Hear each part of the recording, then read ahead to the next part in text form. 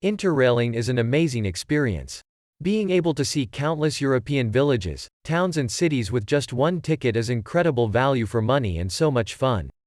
But, interrailing is hard to plan and understand, so in this video it's my aim to break down the process and make it simpler to understand.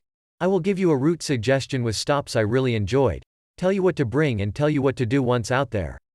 First is understanding how interrailing works. Interrailing is a way for people to explore multiple European countries by train. It is particularly popular among young people and backpackers. Interrail passes can be purchased for a specific time period, such as 1 month or 1 week, and during that time, the pass holder can take an unlimited number of train journeys on the participating rail networks. The pass can be used in up to 30 European countries, including most of Western and Eastern Europe. There are different types of Interrail passes, including global passes which allow travel in all participating countries, one-country passes, which allow travel in a specific country, and select passes which allow travel in a specific group of countries. Prices vary depending on the type of pass and the duration of validity. Certain trains may require an additional fee if they are night trains or high-speed, but this usually minimal. You may also require seat reservations before you, which I will explain in a minute. Once you have decided that interrailing is for you, you will need to decide where you want to go. My friends and I decided to use the pass to explore Eastern Europe as this worked best with our budget and our plans of mixing culture and partying. Be aware that certain areas will take time and you should not go overboard in terms of destinations. For example, if you decide that going to Scandinavia is something you want to do, realize this is quite far from more common areas to go like France or Italy, and I would advise not to try to get to them all.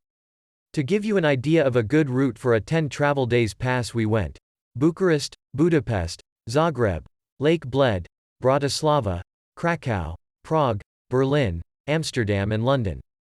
This was a great trip and route, however we were on trains for a long time and would therefore suggest you to cut it down a bit. If I were to go again, I would cut out Zagreb and Bucharest.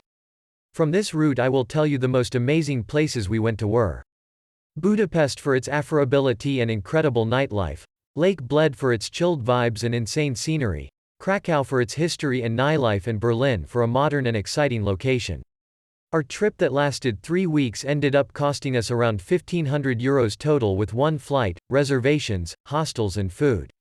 If you were to do Western Europe for the same amount of time, be advised this cost would be higher. Now, you have your ticket and you have your route. What to do next? To begin, you need to decide if you want an unplanned, free adventure or a steady, stable trip. If you want the former, I suggest you book a hostel or hotel in the first location you're going just to be ready that first night. If you book any trips for certain locations before you go, then I suggest you book a hostel at that time, as you know for certain you will be there at that time.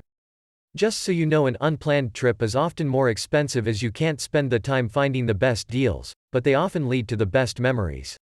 Most go for the planned trip option, as did I use Hostelworld, Booking.com and Airbnb to ensure you're getting the best deal for a place to stay.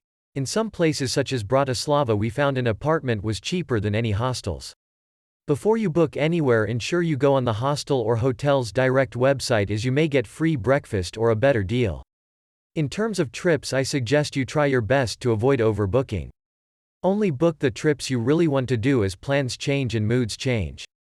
In Lake Bled we booked no trips and were so happy as all we wanted to do was swim, kayak and toboggan. Also, don't book for any days you're not 100% you'll be at your destination. Don't book trips the same day as any trains unless they are very short. Before you go, you're going to want to familiarize yourself with the routes you are going to take. I'd advise you use the Interrail timetable along with the DB website to see these. Also, you will need to know if reservations are needed. These are normally around €4 to €10 and shouldn't be difficult to get. If you are on a very busy service such as the Eurostar, I advise reserving early. If you can't get some reservations on Interrail, and trust me the website is very bad, then try around on OBB and DB, as these have reservations for Lost of Europe available, but always check the rail provider you are going on first and their website. Reservations are also easily made in person. Ensuring you don't overpack is a must. A 65L rucksack is the absolute maximum you want to bring, and even with this I wouldn't fill it up. When you have a 30-minute walk in 35 degrees you will thank yourself. Also, you will need space for food, things bought or when you don't have to pack and need to chuck everything in. Making sure you have portable chargers, EU adapter, good headphones and a book are all essential for trains. You will also sleep a lot, so a pillow is definitely advisable. Once out there, all you need to do is enjoy yourself. Don't overdo it by making sure you take breaks and lie in bed for a few hours. Make sure you remind yourself you don't need to be out the whole time. If you are traveling in a group, make sure you get out by yourself at least a couple times, even if it's just a 30-minute walk. If you are a POC traveler in Eastern Europe, be wary of racist police and border guards. It shouldn't be too much of an issue, but be alert that the prospect is there. We had issues in Romania and Hungary with this. Make sure when entering and exiting the Schengen countries. You can look these up. You get a stamp, as when entering Slovenia we didn't, and the border guards were shocked when we said this. I hope I have provided a good insight in how interrailing works and the amazing experience that it is. I hope you have enjoyed and subscribe for more traveling videos.